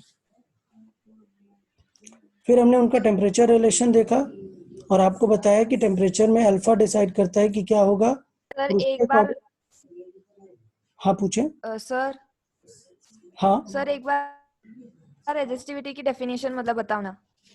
Okay, resistivity is a property of material which opposes the motion of electron। सुने, resistivity is a property of material which opposes the motion of charges or electron, number 1। number 2, resistance is also a property of material and an object। clear? so resistivity किसी material के लिए define है जबकि resistance object के लिए define है। मतलब resistivity जब आप देखोगे तो आप देखोगे कि रो आपको गिवन है, लाइक फॉर आयरन कितना है, फॉर गोल्ड, इन सब के लिए गिवन है, बट रेजिस्टेंस ऐसे नहीं होगा कि यार आयरन का रेजिस्टेंस कितना है, नहीं, रेजिस्टेंस होगा ऑब्जेक्ट का, means iron box, iron box जिसकी कुछ लेंथ होगी लेट से 10 सेंटीमीटर, कुछ विड्थ होगी मान लीजिए लेट से 5 सेंटीमीटर, कुछ हाइट होगी लाइकवाइज। तो समझ आया दोनों में की डिफरेंस क्या है? Is it clear for everyone? Yes sir. Yes sir. Very good. So resistivity है वो एक मटेरियल का टाइप है, मटेरियल की प्रॉपर्टी है दिस, जबकि रेजिस्टेंस किसी ऑब्जेक्ट की प्रॉपर्टी है। चले, तो मुझे लग रहा है रेजिस्टेंस और रेजिस्टिविटी क्लियर होगा सबको। उनका टेम्परेचर का रिलेशन, सिर्फ टेम्परेचर में ये थ्योरेटिकल एस्पेक्ट ही ज्यादा पूछा जाता है। फिर हमने उसके बाद डिस्कस किया था कि अरेंजमेंट कैसे करते हैं, अरेंजमेंट में लेंथ, विड्थ और ये सारी चीजें कैसे डिस्कस करते हैं। देन बात करते हैं effect of length and area. तो अब आप लोग सोच रहे होंगे कि यार सर अभी तो जस्ट हमने पढ़ा है effect of length and area, अभी जस्ट हमने पढ़ा है, बट ये सिनेरियो थोड़ा सा अलग है। आप पहले समझेंगे मैं आपको क्या समझाना चाहता हूँ। हम इस सिनेरियो में क्या डिस्कस करना चाहते हैं। देखें, अगर एक ऑब्जेक्ट है, ये समझिएगा, मैंने एक ऑब्जेक्ट दिया है 10 सेंटीमीटर का और सिमिलर टाइप का ऑब्जेक्ट, बिल्कुल सिमिलर मटेरियल का ऑब्जेक्ट आपको दिया है 15 सेंटीमीटर का, तो बताओ इन दोनों के रेजिस्टेंस का रेशियो क्या होगा। So I guess everyone is clear with this that R1 by R2, काम का बात क्या है, सिर्फ L चेंज हुआ है, पूरा फॉर्मूला तो क्या होता है, R is equal to rho L by A, but पूरे फॉर्मूले की यूज नहीं है क्योंकि चेंज सिर्फ क्या हुआ है, लेंथ चेंज हुआ है। तो R1 by R2 क्या आ जाएगा, 10 by 15, दैट इज 2 by 5। मुझे लगता है ये सबको क्लियर होगा। 2/3 सर एरिया सर नहीं 2/3 सॉरी 2 by 3 2/3 आपने फाइल। ओके 2/3। सो अभी पॉइंट देखते हैं कि हमें फिर इसमें डिस्कस क्या करना है, समझेंगे what is the effect of length and area, वो हमें क्या डिस्कस करना है वो देखेंगे हम पहले। तो इसके लिए ये समझ में आया ना कि whenever these two things, this area is constant, तो फिर डायरेक्टली लेंथ हम बता सकते हैं, और length is constant directly area है तो बता सकते हैं। लाइक सपोज एक एग्जांपल दिया मैंने, एक एग्जांपल है कि इस ऑब्जेक्ट का एरिया जो है ये, it is area is 15 centimeter square and there is a thin wire of same length but its area is 5 centimeter square. Now what is the ratio of, suppose ये R1 है या R2, now what will be the ratio of R1 and R2, 1/3 R1 by 1 by R2 because L is same, A उल्टा होगा, तो that means यहाँ पे क्या होगा, A2 by A1 which is 5 by 15 means 1/3। Good, तो बहुत सारे स्टूडेंट सही है, 1/3 करेक्ट। अब देखें, प्रॉब्लम होगी when these two things are interlinked. What we mean by interlink is, let's see, suppose एक ऑब्जेक्ट है जिसका एरिया कुछ पर्टिकुलर है, अब हमने इस वायर को क्या कर दिया, स्ट्रेच कर दिया। अगर हमने इसे स्ट्रेच किया तो प्रॉब्लम क्या होगी, स्ट्रेच होके ये इलोंगेट होगी, बट इसका ये एरिया भी तो कम हो जाएगा ना, एरिया कम होगा ना। तो at a time when L and A both are changing, हमें एक कॉन्सेप्ट लगाना पड़ेगा क्या, कि क्या चीज सेम रही होगी। तो सेम क्या रहा होगा बेटा, इसका मास, हाँ रेजिस्टिविटी तो सेम है, गुड, रेजिस्टिविटी तो सेम है। एक और आइडिया है, मास सेम होगा, मास मीन्स वॉल्यूम सेम होगा, और वॉल्यूम सेम होगा इसका मतलब A into L भी कांस्टेंट होगा। इसका मतलब काम आएगा ये scenario A into L constant check करने के लिए कि अगर हमने, देखेंगे फील करेंगे सब, अगर हमने L को 2 टाइम्स कर दिया तो इसका मतलब एरिया कितना हो गया होगा, हाफ। सबको क्लियर है ना कांस्टेंट क्या होता है, डन। तो ये हम हमेशा ध्यान देंगे कि अगर हमने लेंथ को 2 टाइम्स कर दिया है तो एरिया कितना हो जाएगा, हाफ। चले, तो अब इस सिनेरियो को यूज करके हम देखते हैं, किसी को कोई डाउट है क्या, नहीं, तो अब हम क्लियर समझेंगे। हाँ पूछें। Sir mass is equal to volume कैसे आया, वो नहीं समझा। यहाँ पर इसका मीन इक्वल नहीं है, रिप्रेजेंटेड है, सिमिलर, मतलब क्या होता है, डेंसिटी का फॉर्मूला आपको पता है, mass upon volume. Yes, density is mass over volume, so density is mass over volume. तो अगर हम यहां से देखें, so any type volume will B, volume क्या हो जाएगा, मास over density, done. But density तो सेम है because it is the same material. तो अगर डेंसिटी सेम है विच मीन्स जैसे मास का रिलेशन है वैसा ही वॉल्यूम का रिलेशन आएगा। तो मैंने ऐसे इक्वल नहीं कर दिया, सिर्फ बोला है कि these things will be constant because density is constant, mass is constant, that's why volume is constant.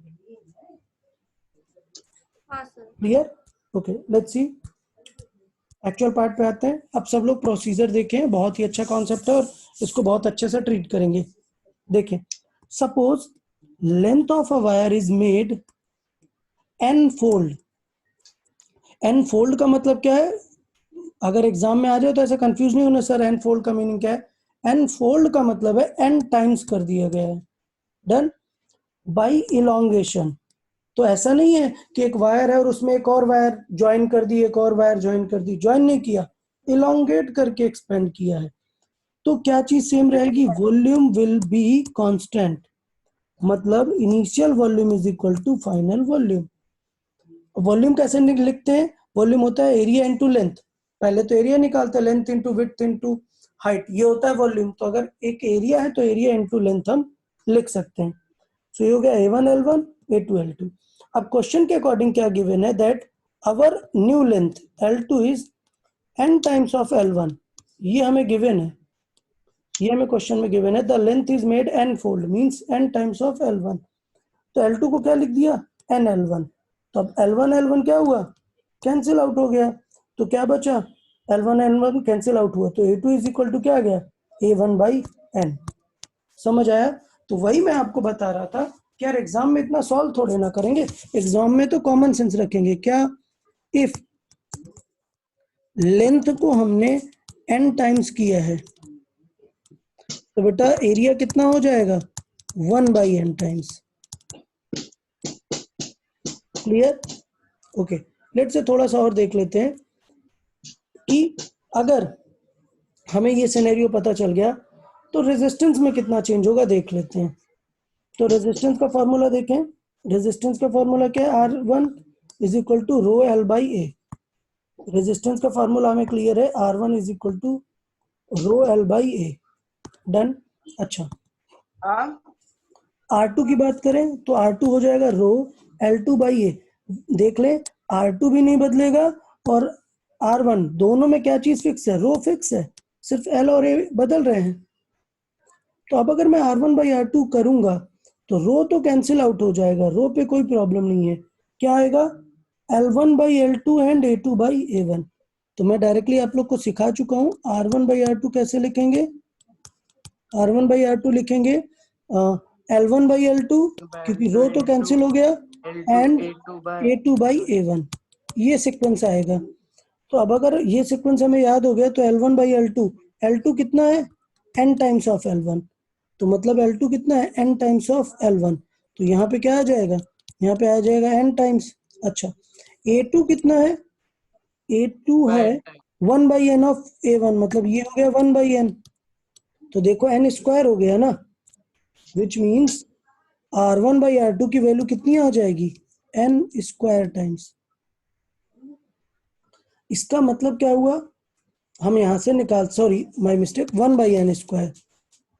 तो यहां से अगर सॉल्व करें तो क्या आ जाएगा, R2 is n square times of R1। ये हमेशा रिलेशन आएगा। क्या हमने n की कोई वैल्यू रखी क्या अभी, नहीं।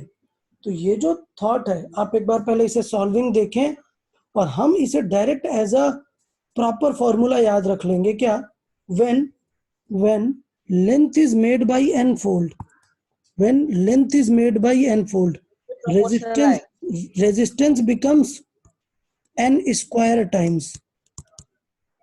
समझ आया इससे हमने क्या रिजल्ट निकाला, resistance becomes n square times जब लेंथ हम n फोल्ड कर देते हैं।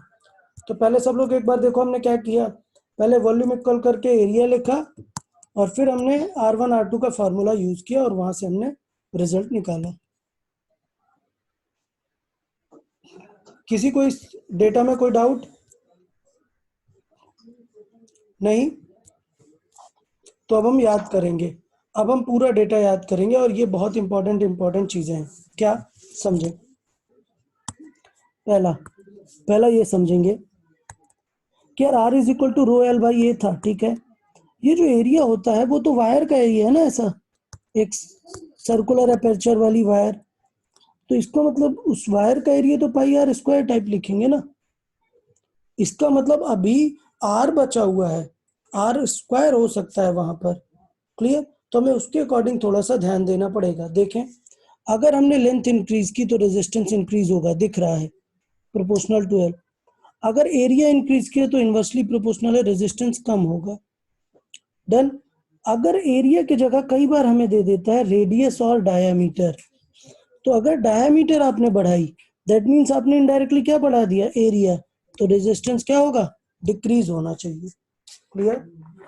ओके, तो अब हम बताते हैं कि याद क्या करना है।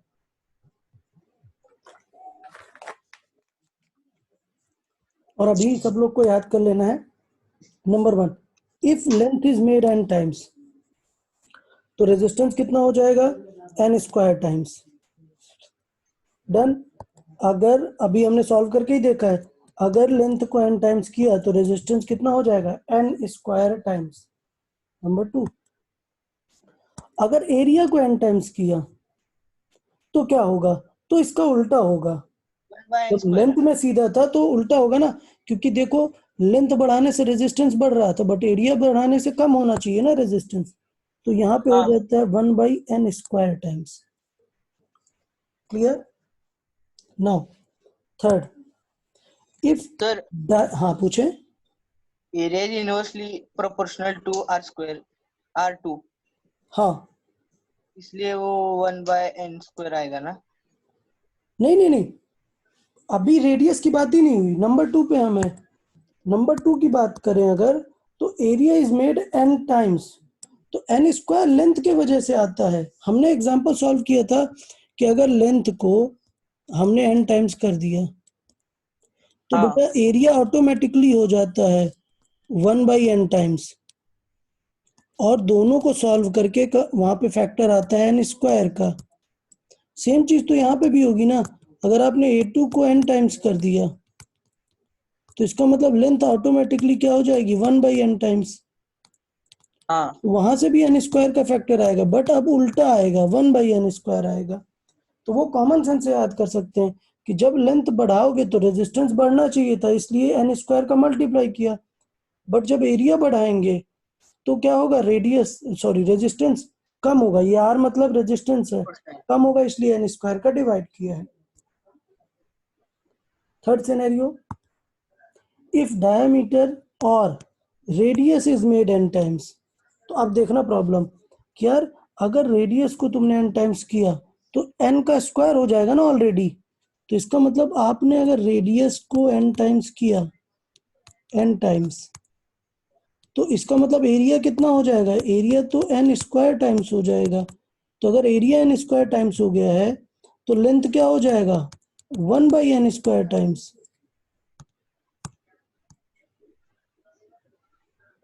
ठीक है, तो लेंथ 1/n स्क्वायर टाइम्स हो जाएगा।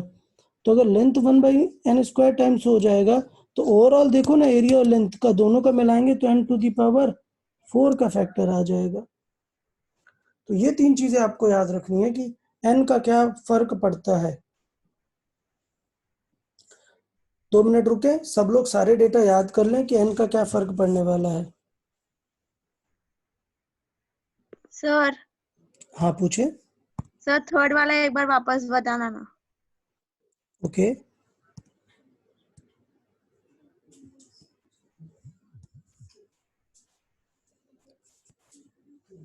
चले तो थर्ड वाला फिर से सुन लेते हैं। प्रांजल कुछ डाउट है क्या और बताएं? नहीं सर। ओके, तो देखिए थर्ड वाला फिर से देखते हैं। सिनेरियो समझे सब क्या, कि हमने जो लेंथ है उसको हमने क्या किया हुआ है, n टाइम्स किया हुआ है रेडियस को। तो हमारे फॉर्मूले में तो एरिया मतलब होता है रेडियस का स्क्वायर, तो बेटा अगर रेडियस को n टाइम्स किए तो एरिया n स्क्वायर हो जाएगा ना।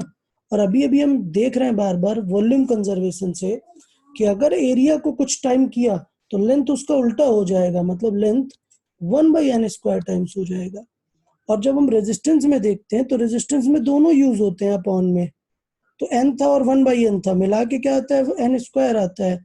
वैसे ही n स्क्वायर और 1/n स्क्वायर है, मिला के क्या आएगा, n⁴। और पैटर्न क्या है, अगर रेडियस बढ़ाओगे तो रेडियस तो इनवर्स में है ना, मतलब रेजिस्टेंस क्या होगा, कम होगा।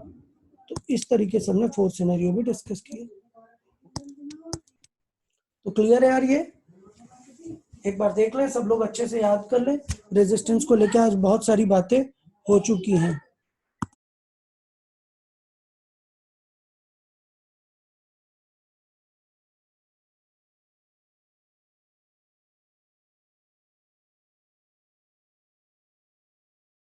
नहीं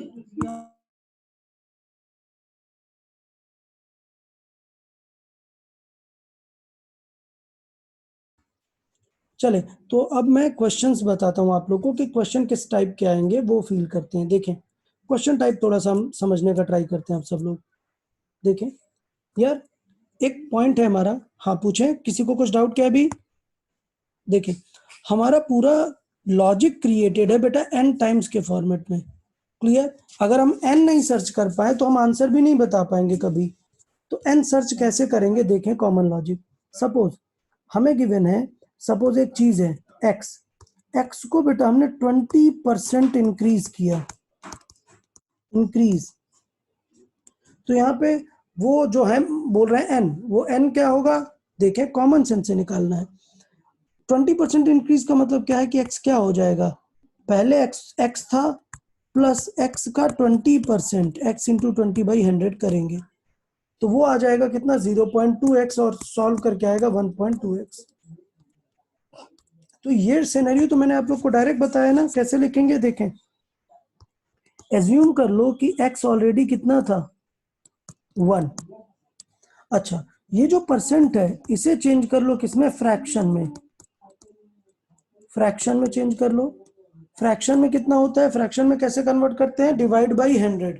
फ्रैक्शन में कन्वर्ट करते हैं डिवाइड बाई 100, तो कितना हो गया? 0.2। नाउ ऐड दिस 1 विद 0.2, तो वैल्यू क्या आ जाएगा? 1.2। इसका मतलब ये हुआ है कि x गिवन है, अगर x इज 20% इंक्रीज्ड, इसका अदर फॉर्मेट है, इसका अदर एक पार्ट है कि हम बोल सकते हैं x इज मेड 1.2 टाइम्स। समझ आया सबको? तो x इज मेड 1.2 टाइम्स, इसका मतलब क्या होगा? इसका मतलब होगा कि x इज मेड 1.2 टाइम्स, मतलब n क्या है इस बार हमारा? 1.2 टाइम्स। तो n फाइंड करना आपको आना चाहिए। मैं फिर से एक चीज बताता हूं, सपोज एक एग्जांपल दे रहा हूं, x is decreased, x is decreased bye let's say 30%, तो फिर क्या होगा? तो मतलब x को था 1, माइनस करना पड़ा 0.3, ये 30 डिवाइडेड बाय 100 कितना आ गया? 0.7, ये बचा x की वैल्यू। सेम अगर मैं बोलूं x is increased by let's say 300%, इसका मतलब क्या होगा? 4 टाइम्स। तो 300 टाइम्स हो जाएगा, मतलब x is equal to 1 plus 3 which is 4 times. इस तरीके से हम इस चीज को डिस्कस कर सकते हैं कि टाइम्स को कैसे निकालना है। अब हम जो क्वेश्चन करेंगे आप उसका आंसर कर सकते हैं। अब हम एग्जांपल वाइज ये सारी चीजें देख सकते हैं क्या होंगी। तो देख लेते हैं एग्जांपल नंबर 1। देखें क्वेश्चन ये है, find the let's say percentage change, find the percentage change in length if, sorry my mistake, find the percentage change in not length, find the percentage change in let's say resistance, in resistance when L is increased by 30%। अब सब लोग solve करें। I need the answer कि how much the resistance will change when L is increased by 30%। आप लोग chat box में answer करें, कोई डायरेक्टली आंसर नहीं बताए।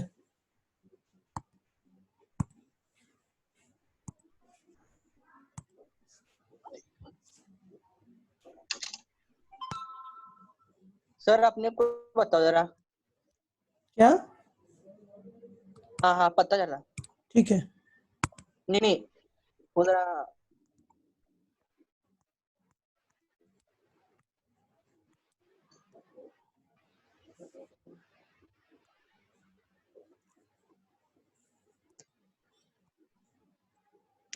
क्वेश्चन क्लियर है? Find the percentage change in resistance when L is increased by 30%।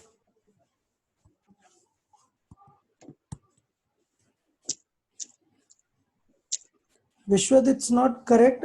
I have asked for resistance, not just the length. I have asked for the resistance. Previous अभी topic use करना पड़ेगा ना श्रवण, not correct. ठीक है, देखो L सही है, तुम लोग यार डायरेक्टली एल बता रहे हो, सिर्फ मैंने आंसर क्या पूछा है वो देखो ना।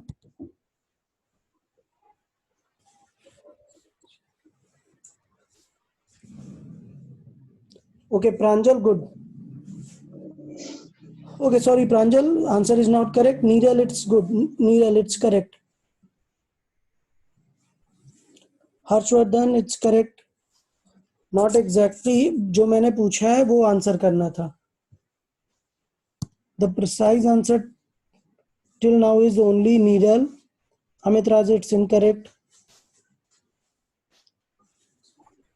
Very good, Astha. Correct. Manav, it's incorrect.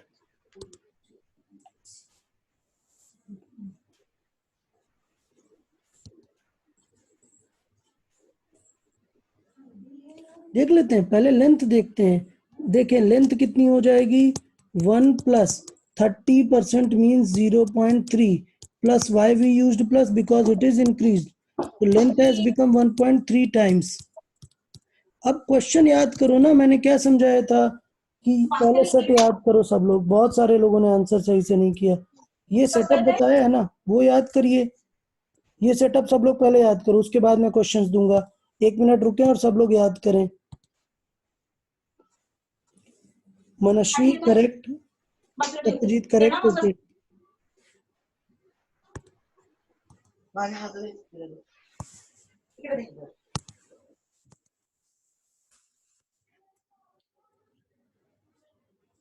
Good.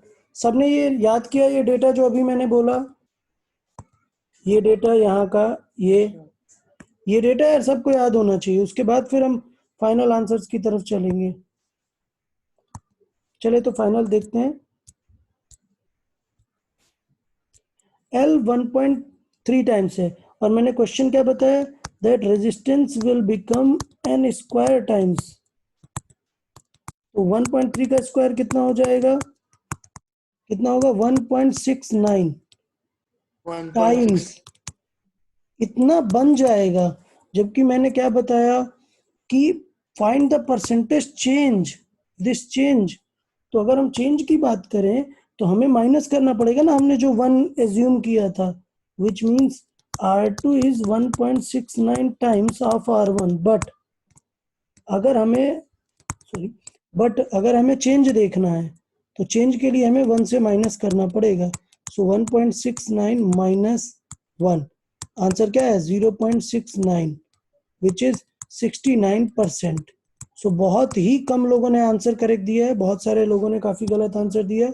Answer जो फाइनल आंसर रखेंगे वो रहेगा दिस 69%. काफी लोगों ने 31% दिया, पता नहीं 31 कैसे आ गया. कुछ लोगों ने 31% दिया. गलती समझ में आई है सबको अभी, क्या मिस्टेक हुआ सबसे?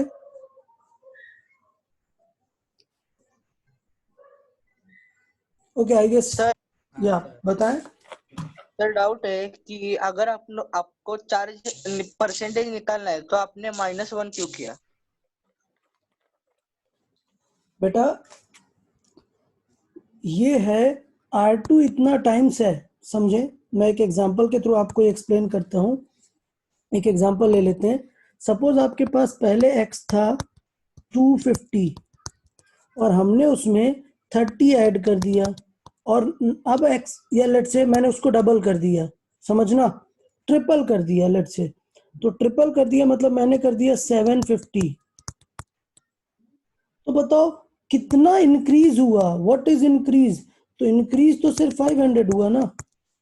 हाँ. सो अब फील करना, अब मैं उसी को टर्म्स में लिख रहा हूं कि सपोज पहले x1 था 250, बाद में x2 हो गया 3 टाइम्स ऑफ 250.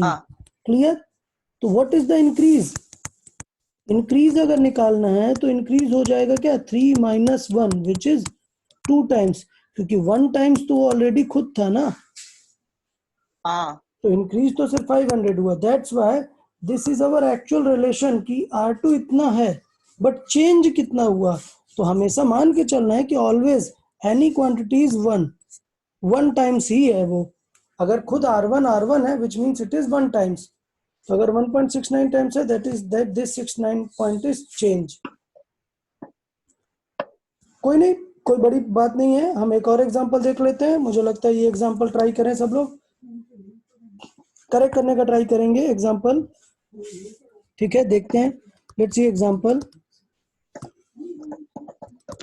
देखिए, सो एग्जांपल में हमें find the percentage change in resistance when length is decreased by 50%.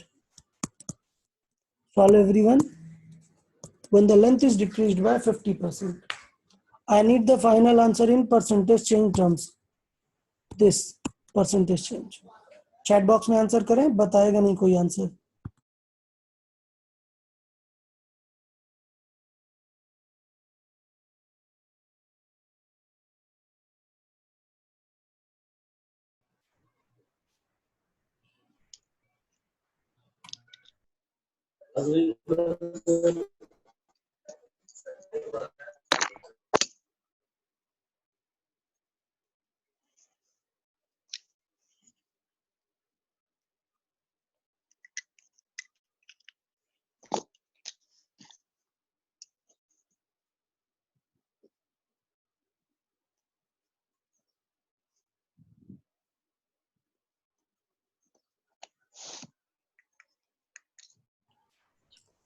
तो क्वेश्चन सब लोग को क्लियर है ना यार?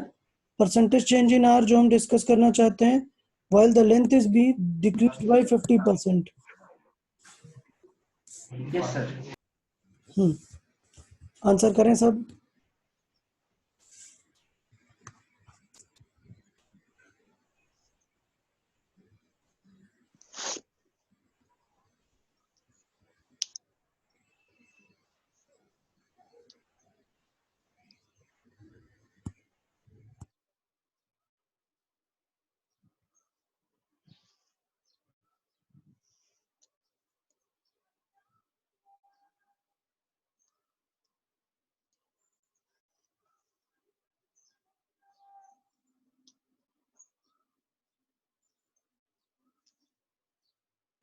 Okay, very good. Sai Prasad, correct answer. Neeral, correct answer. Amit Raj, correct answer. Very good.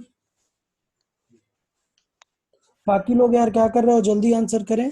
Similar sort of question है। Tanmayi correct, very good. Aastha it's not correct. Ishan correct.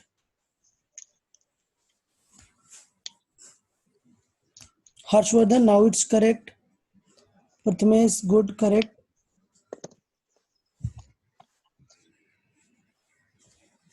Archit, I have asked for percentage change and you are writing answer in points.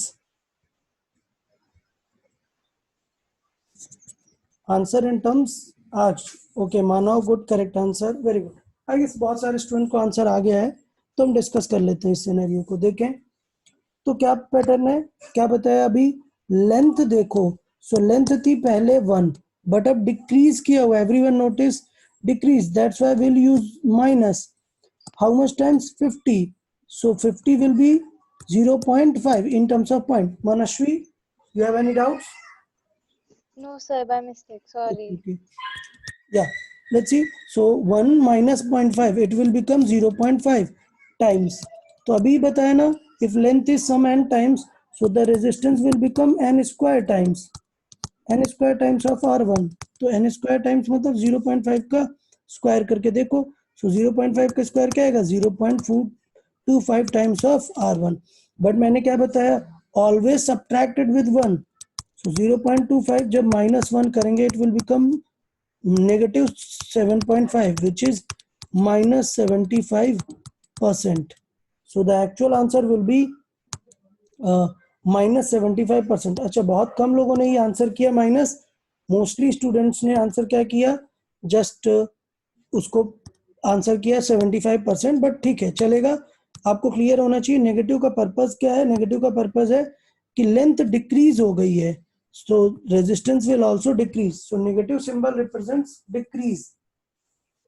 Done everyone? अभी किसी को कोई doubt नहीं? नहीं sir. Next part पे चलते हैं, लेट्स सी नेक्स्ट क्वेश्चन देखते हैं। सर हाँ बताएं। सर आपने वहां पर 0.5 को -1 किया ना, तो वो 0.5 का 0.5 आपने लिखा था।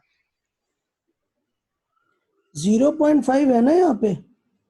हाँ हाँ तो तो पहले आपने वन में -1 किया। 0.5 माइनस किया, सो रिमेनिंग आएगा 0.5 ना। कैसे? नहीं, 1 में 0.5 माइनस किया ना, तो 0.5 बचेगा ना।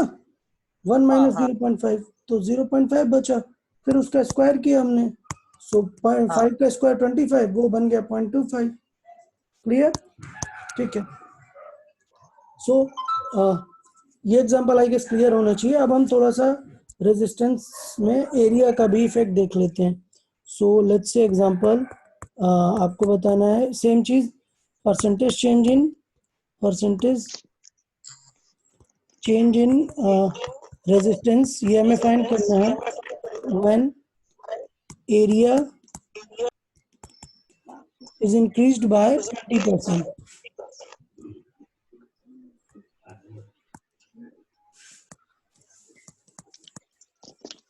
सॉल्व करें।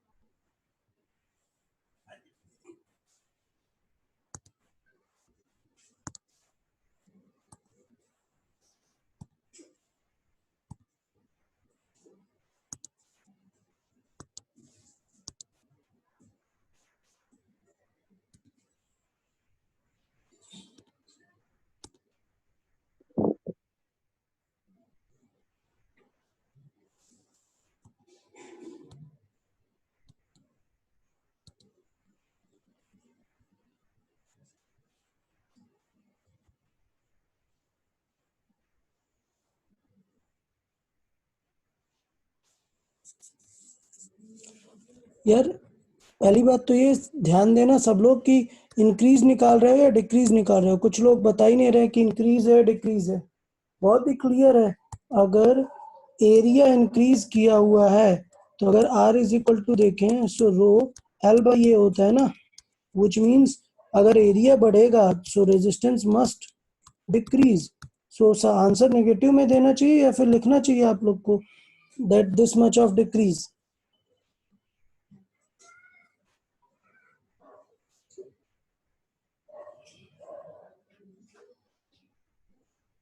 Not correct, not correct. अभी तक किसी का करेक्ट आंसर नहीं आया। मानव incorrect, Zaid incorrect.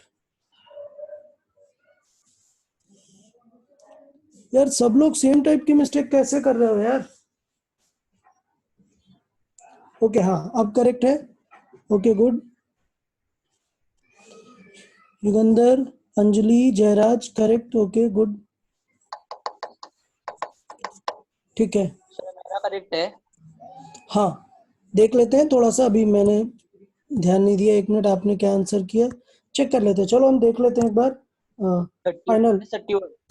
Okay good, देख लेते हैं। चले फाइनल आंसर देखते हैं क्या आना चाहिए था। आपकी सॉल्विंग सब लोग को थोड़ा सा ध्यान देना चाहिए। पहले देखना है आपने एरिया को कितने टाइम्स किया हुआ है। तो सबसे पहले देखेंगे दैट अवर A2 इज 20% बढ़ा दिया है, तो मतलब कितना हो जाएगा 1 प्लस 20 का परसेंट 0.2, तो कितना हो गया 1.2 टाइम्स। हमने इतना टाइम्स एरिया कर दिया, तो कुछ याद आ रहा है रेजिस्टेंस कितना हो जाता है? ये हो जाता है 1/1.2 का स्क्वायर, याद है ना? अगर हम n स्क्वायर करते हैं तो क्या बनता है? 1/n² टाइम्स ऑफ R1 बनता है। तो ये चीज आप लोग को थोड़ी सी ध्यान देनी चाहिए थी। इसका मतलब क्या होगा? कुछ लोगों ने बहुत जल्दी में आंसर किया है, इट्स नॉट गुड।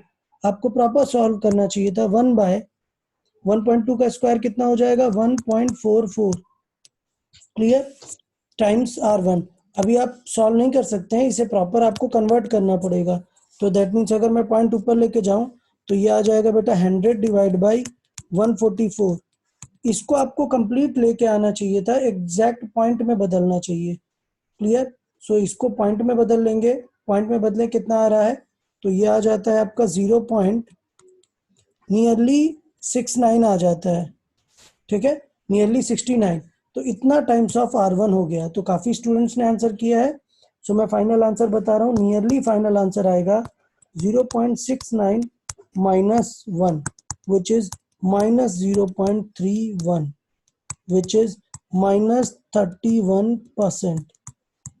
सर मेरा करेक्ट है? हाँ, सो ये फाइनल करेक्ट आंसर होगा, -31% डिक्रीज होगा। Good. So Shravan correct answer and Astha it's not correct. Then Archit it was correct. Good. So सिर्फ 2 या 3 लोग का ही करेक्ट है। तो मे बी मोस्ट प्रोबेबली आप लोग से जो यूजुअल मिस्टेक हुआ है वो किस सेक्शन में हुआ है हम हाईलाइट कर लेते हैं। यूजुअली सबसे एरर हुई है यहाँ पर, यूजुअली सबसे एरर हुई है यहाँ पर, आपने 1/n² को अच्छे से सॉल्व नहीं किया है। सो अभी आई गेस आप लोग को क्लियर होगा कि आप 1/n² को कैसे सॉल्व करते हैं। वो प्रॉपर लिख के आप सॉल्व करें और जो भी डिवाइड करके आएगा वो पूरा सॉल्व करके फाइनल आंसर से फिर 1 माइनस करेंगे। तो मुझे लग रहा है आप लोग को क्लियर हो गया होगा ये परसेंटेज चेंज का concept. Done, okay. So let's, कोई डाउट इसमें? नहीं, चलो सर। हाँ पूछे, बोलिए सर। हाँ श्रवण बोले। सिर्फ 1/2n को मतलब n को 1 में मल्टीप्लाई करना था या पूरे होल टर्म को? n को 1/n में मल्टीप्लाई करना था पूरे होल टर्म को। पूरे होल टर्म को यूज करते हैं ना, ये कितना टाइम से उस पूरे चीज को यहाँ पे रखते हैं। हाँ, तो n टाइम्स अगर एरिया हुआ है तो 1/n² टाइम्स हो जाता है हमारा क्या, रेजिस्टेंस। तो इस तरीके से हम वहां पे डील करते हैं, पूरा 1/n² रखते हैं। अब देखिए ये थोड़ी सी मैथमेटिक्स है, ये आपको कैलकुलेट करना पड़ेगा। अब इसके लिए हम थोड़ा सा एक लॉजिक पे आ जाते हैं, एक अपना कॉमन सेंस वाला पार्ट, ठीक है। हम अपना एक टेक्निक बिल्टअप करते हैं। तो लेट्स से ये एग्जांपल था, the length of a conductor is increased by 20%, find the change in resistance. तो अभी हमने देख लिया है कि 20% अगर लेंथ बढ़ाएंगे तो देखिए length is increased by 20%, that means कितना टाइम्स हो गया, 1.2 टाइम्स। तो लेंथ अगर बढ़ाते तो 1/2 का स्क्वायर करते तो आता 144, 1 माइनस करते तो आता 0.44, देन ये आंसर 44 था। तो बहुत सारे स्टूडेंट ने 44 आंसर दिया था। तो 44 कब होगा, जब हम लेंथ को 20% बढ़ाएंगे।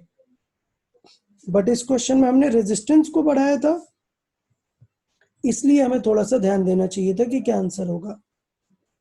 तो रेजिस्टेंस के लिए हमने देखो यहाँ पे क्या किया, 1/n² समझाया भी है कि आप n ढूंढो और उसको 1/n² करना है।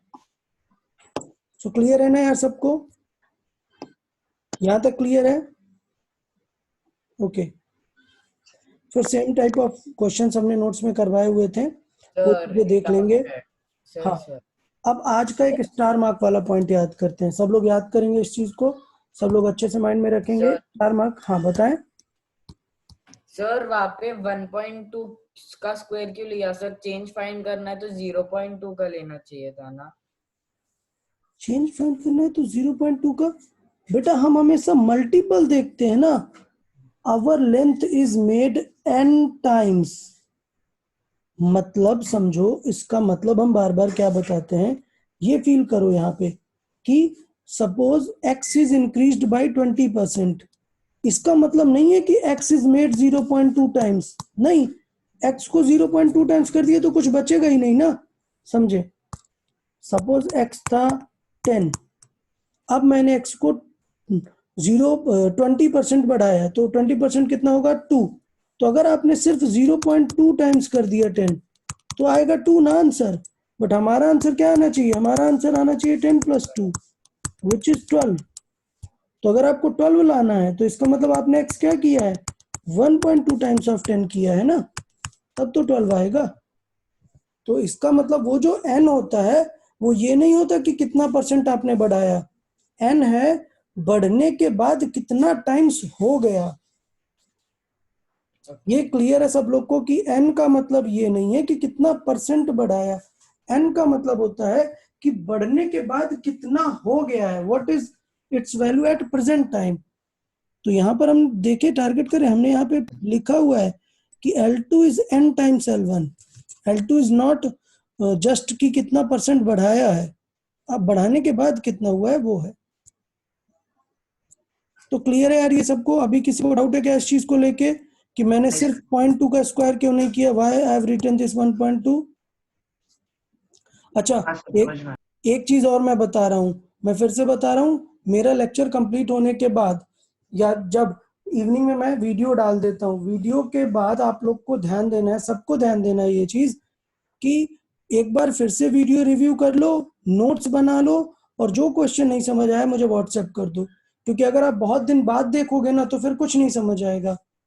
तो अगर आज समझाए और कल या परसों 1-2 दिन में वापस से देख लोगे कि क्या सिखाया है तो तुरंत अच्छे से समझ में आ जाएगा।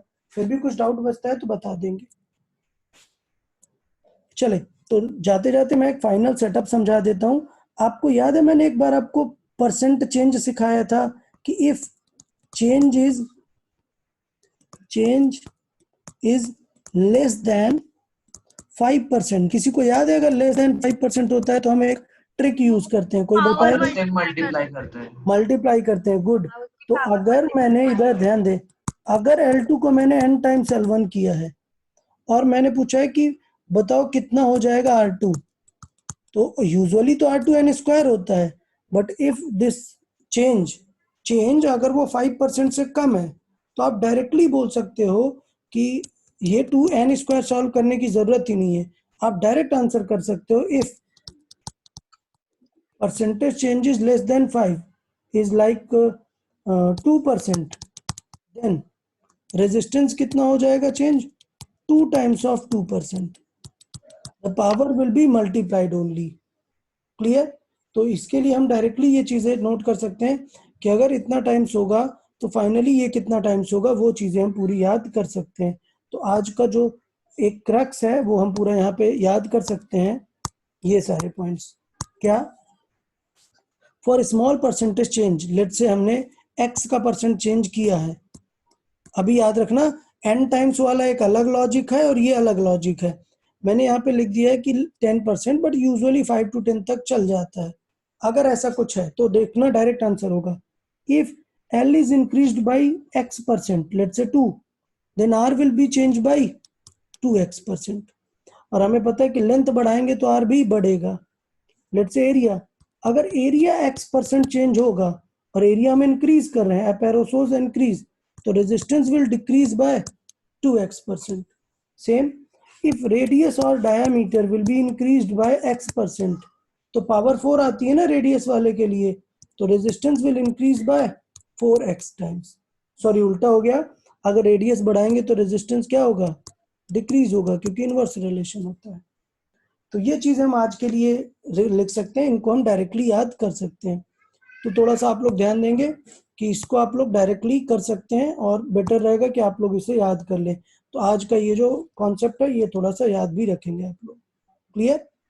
चले तो मुझे लगता है कि आज का के लिए काफी था। आज हमने सिर्फ रेजिस्टेंस डिस्कस किया, हमने इसके 4 पैरामीटर डिस्कस किए। मैं थोड़ा सा क्विक रिव्यू दिखा देता हूँ कि हमने रेजिस्टेंस में डिस्कस किया कि किन किन बातों पे रेजिस्टेंस डिपेंड कर रहा है, ये रेजिस्टेंस किन बातों पे डिपेंड कर रहा है। फिर हमने की कॉन्सेप्ट देखा कि रेजिस्टिविटी और रेजिस्टेंस कैसे डिफरेंट है। फिर रेजिस्टेंस का फार्मूला और रेजिस्टिविटी किन पे डिपेंड करता है, रेजिस्टेंस और सीमेंस में क्या रिलेशन है, ये सारी चीजें डिस्कस की। और उसके बाद फिर हमने क्वेश्चन सॉल्विंग की कि परसेंटेज चेंज इन लेंथ में क्या फर्क पड़ता है। तो नेक्स्ट लेक्चर में मैं रिवाइज नहीं कराऊंगा, पहले मैं स्टूडेंट से पूछूंगा थोड़ा सा, तो बेटर रहेगा कि आप लोग याद करके रखेंगे। क्लियर? किसी को कुछ डाउट है? Otherwise I will close the session for today. Clear everyone?